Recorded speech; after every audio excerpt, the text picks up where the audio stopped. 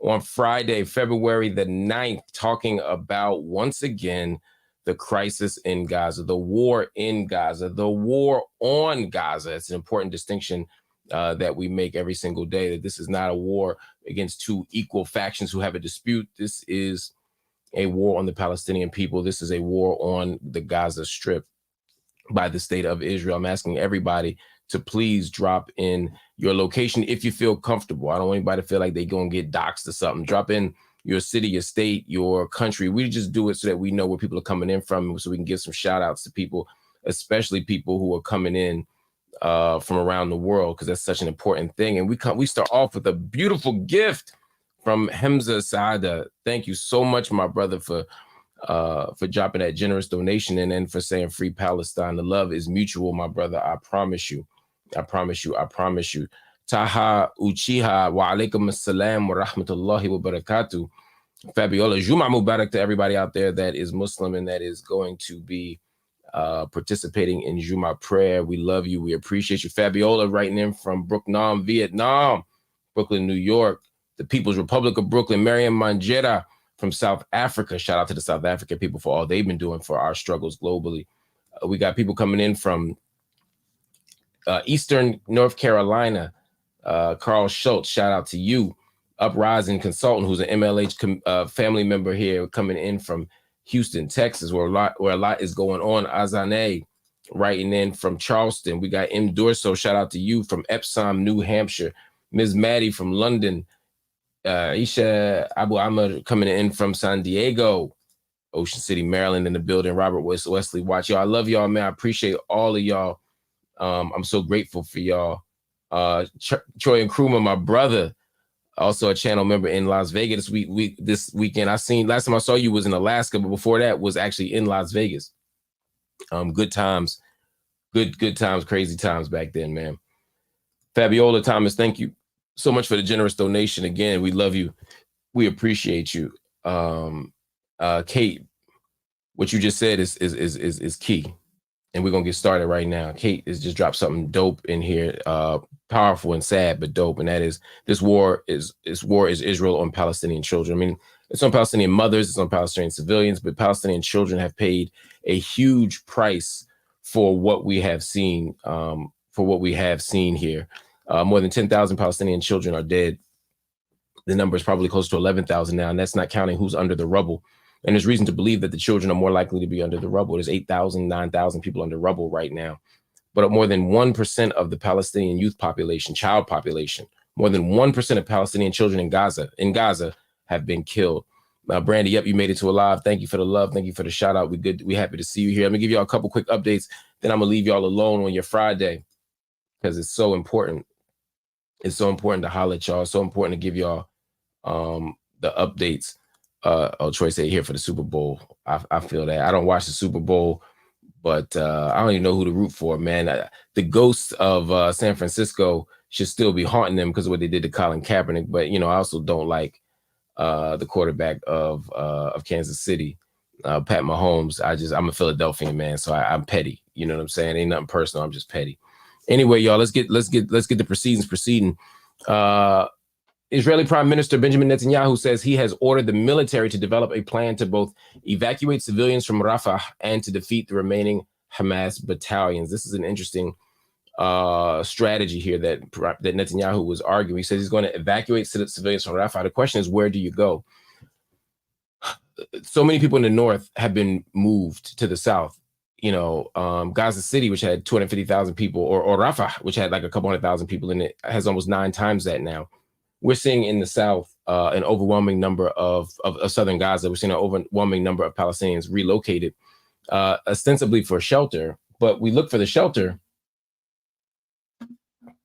and can't find it, because the places that are supposed to be safe right now are actually unsafe for several reasons. One, they're subjected to famine. There's no food, and the food is dwindling, and the humanitarian corridors and the humanitarian trucks that are supposed to pass through those corridors to get people food aren't there.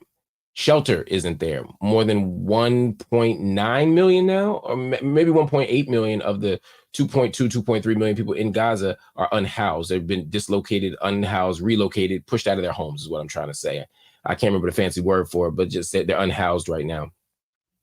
Not to mention the safe areas and the humanitarian corridors, which were supposed to be the pathway to safety, have been destroyed. And if you remember before, the Rafah border was supposed to be the exit out. That's what the Israeli government wanted. That's what they told me directly, that we want the Rafah border to be the exit out. So basically, you go through that crossing and you go to Egypt and you'll be fine. Egypt has wisely said no to that, although more recently they're saying, well, look, we'll allow the border open for humanitarian purposes, but what you're not going to do is have a permanent Nakba where all the people in Gaza get kicked out of Gaza and get sent to Egypt, similar to 1967, 1948, et cetera, et cetera, et cetera. And so we're facing a similar challenge now because they're saying we want to evacuate people from Rafah, but they're saying that there's going to be a ground invasion in Rafah. That's the quiet part. So when they say we're going to defeat the remaining Hamas battalions, first of all, they ain't doing that. Just tens of thousands of Hamas soldiers that they can't get at. They've only got maybe 20% of Hamas soldiers. So they're going to engage in a ground invasion, which is going to lead to mass gunfire, mass destruction, more civil infrastructure pulled down. And as a consequence, you're going to see a lot more indiscriminate killing. Already, more than 27,000 Palestinians have been killed in Gaza. More than 67,000 have been injured. And that number is only going up. And I'll give you an example. Yesterday, Israeli snipers in Khan Yunis killed at least, this is by the most conservative numbers, 21 people in front of Nasser Hospital. Some of the people who were targeted were medical staff. Within, actually, let me say a little bit more about that. Hospitals have been, again, another place that normally would be safe zones. They normally would be areas of peace and healing and recovery that's protected not just by common decency, but international law.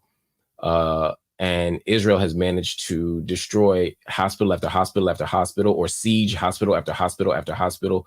In Khan Yunis, Nasser Hospital is one of those things. Again, medical staff have been targeted, but we saw this at El Ahli Hospital. We saw this at El Shifa Hospital. We saw this at El Amal Hospital. All of them have been subjected to sieges, sometimes for a day, sometimes for 2 weeks, sometimes for 3 weeks. And when this happens, sick people can't get in, well people can't get out. So that means that people are dying unnecessarily. And then the hospital staff themselves have been under assault and been under target as well. I just want to give you some context here. Within 24 hours, 107 Palestinians have been killed and 142 have been injured. So if you think, oh, those numbers are from the beginning, northern invasions or the central Gaza City invasions, no, the numbers keep going up. If you do the math and look at how many people have been killed in the last day, it's wholly consistent with 3,000 to 4,000 people being killed a month, which is a stunning number. And there are days where we see 2, 3 times that amount. So this is a crazy place to be. It's a very disturbing place to be. I want to shout out somebody real quick. Fatima Noor said, Jazakallah khair. The gratitude is actually should be from me to you, Fatima. Thank you so much for supporting the channel on this Friday. Y'all are showing so much love to the channel. I'm grateful. Finance is not the biggest thing. Money's not the biggest thing, but it does help us keep the channel going. So I'm grateful for that. Keep your comments coming in as well. We're going to read some of them and answer some of your questions at the end if we have time. U.S. President Joe Biden calls Israel's attack on Gaza, quote, over the top, and says he continues to work, quote, tirelessly for an extended, quote, pause in fighting. This is the most courageous, honest statement Biden has made.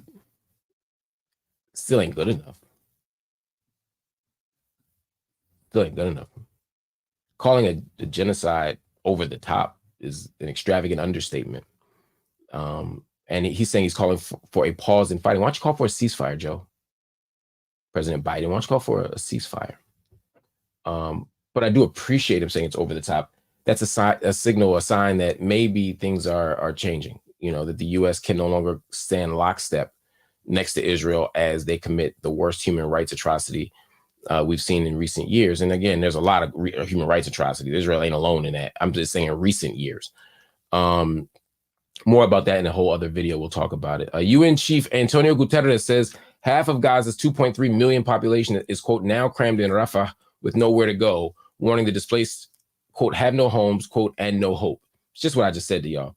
But I guess the UN chief saying it is even more powerful. But yes, you got a million people, more than a million people in Rafah, which is supposed to hold about 250,000. Except there's fewer homes, fewer buildings, fewer structures. The official number right now, honestly, is closer to 28,000. We're looking at officially, as of this moment, now I got new numbers in, 27,947 people have been killed in Gaza. 27,947 people have been killed in Gaza. That means that if we have even 1/2, 1/3, 1/10 of, if we had 1/10 of the death this weekend that we've had since October 7th, if we just had 1/10 of them, we'd still hit 28,000. And right now we see 67,459 people injured. By the way, again, these numbers include women and children disproportionately. 2/3 of the people killed are women and children. Why do I say women and children? I don't want that to sound like it's a patriarchal or patronizing thing where I'm lumping in women with children. We say women and children because they're the people who are not automatically designated as combatants. So it's a measure of how many innocent people have been killed. Not to say that men aren't innocent, but it's a clearer case. The death toll in Israel from the October 7th attack stands at 1139. Remember when it was 1,200? Remember when it was 1,400? So Israel's death toll is going down, Palestine's is going up. That's not a good sign. Overnight, we had some other developments. A Palestinian doctor has been hit by a sniper. We talked about a Nasser hospital.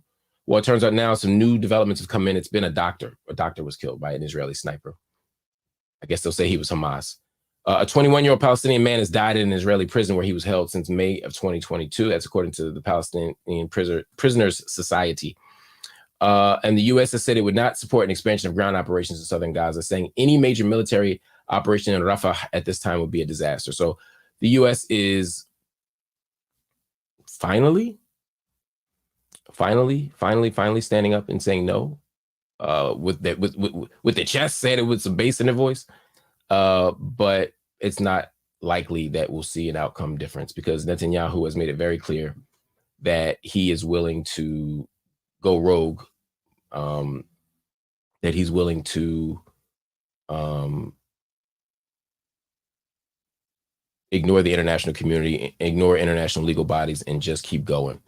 Bullet the Bunny asked, and you asked this yesterday, and I wasn't ignoring you, Bullet. And thank you for being a member of the channel. We love you. Any thoughts on Mansour controversy? It's not that I don't have Mansour Schumann is a Canadian journalist. I talked about this the other day, who went missing. Some people say he was at the border. Some say he wasn't. Some people, it's very unclear what his story is. And while he turned up visible to some people, others allege that it was a green screen.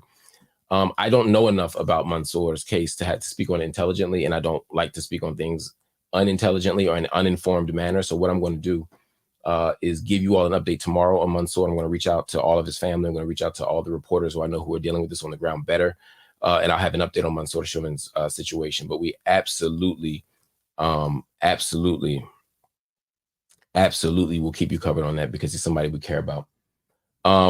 Someone said, Mark, how can Israel not be charged for international war crimes? All of this being documented and photographed. I don't understand how this cannot happen. It likely will.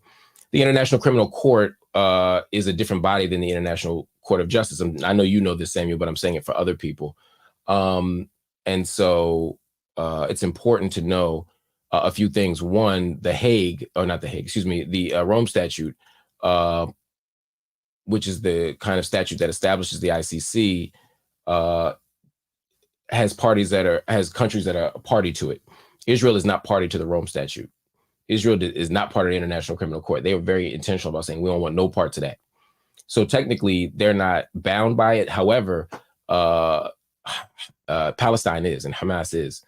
And so the ICC can investigate not just in Israel. They can't investigate in Israel per se, but what they can do is investigate in any place where the party who is where the state that is party to the ICC and to the ICC and the Rome Statute are. In other words, they can investigate the war crimes that are happening in Gaza because Hamas is there, because Palestine is there, because the PA is there, because the PLO is there, etc. You get my point?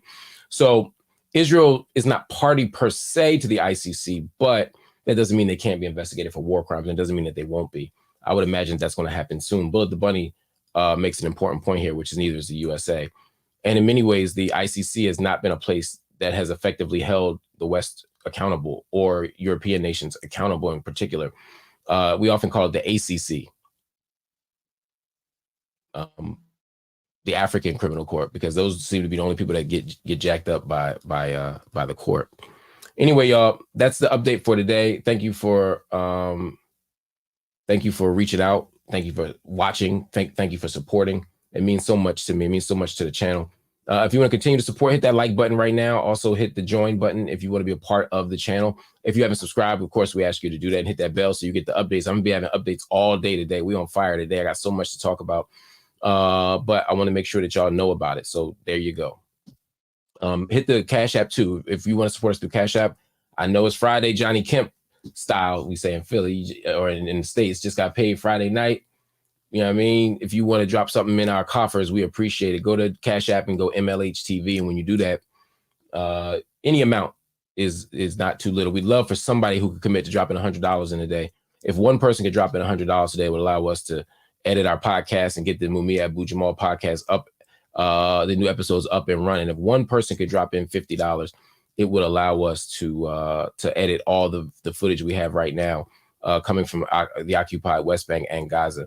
If somebody here right now could do $25, just one person, it would allow us to produce the trailer for Black in the Holy Land, which is the documentary that we have going about the occupation of Palestine through the lens of Afro descendants. We got some dope stuff coming, y'all. We just need the support. We want to be able to defeat corporate media. We want to be an alternative and a powerful counter voice to mainstream news narratives. And that's what we do here. So come on through, show us some love. And if you don't have any money, that's okay. Just hit like, just hit subscribe. We're not here to take your money. We're here to fill your mind. So we love you. We'll talk to you soon. Peace.